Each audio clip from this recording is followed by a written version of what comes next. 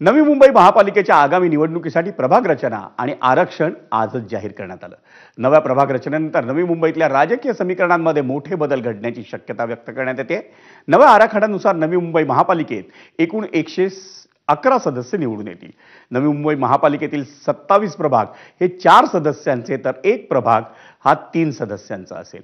या महापालिकेतल्या आरक्षणानुसार अनुसूचित जातींसाठी 10 जागा, अनुसूचित जमातींसाठी 2 जागा, इतर मागासवर्गीयांसाठी 29 जागा, तर सर्वसाधारण प्रवर्गासाठी 70 जागा राखीव आहेत।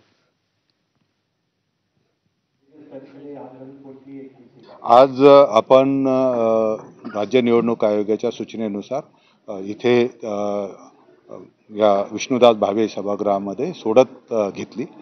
या सोडतीसाठी सर्व नागरिकांचे प्रतिनिधी, नागरिक, पॉलिटिकल पार्टींचे, राजकीय पक्षांचे प्रतिनिधी मोठ्या संख्येने उपस्थित होते आणि ही सर्व प्रक्रिया पारदर्शकपणे पार पाडलेली आहे।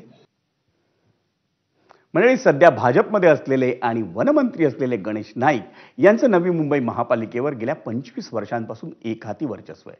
आगामी निवडणुकीतही गणेश नाईक भाजपची सत्ता आणतील असा दावा माजी खासदार संजीव नाईक यांनी केला आहे।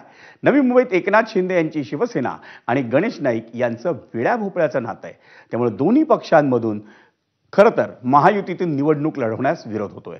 पण या मुद्द्यावर वरिष्ठ नेत्यांचा निर्णय आपल्याला मान्य असेल, पण नवी मुंबई महापालिकेत स्वबळावर सत्ता आणण्यासाठी भाजप सक्षम असल्याचा दावा संजीव नाईक यांनी केलाय।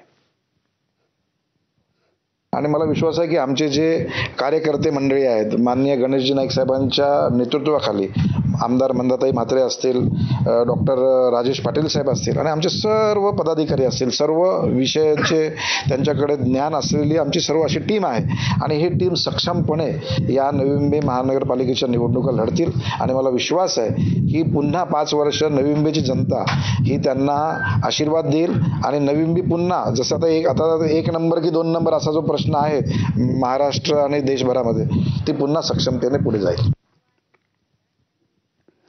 ठाणे महापालिकेच्या आगामी निवडणुकीतल्या विविध प्रवर्गांसाठी आज आरक्षणाची सोडत काढण्यात आली। ठाण्यात राम गणेश गडकरी रंगायतांमध्ये ही सोडत काढण्यात आली। ठाणे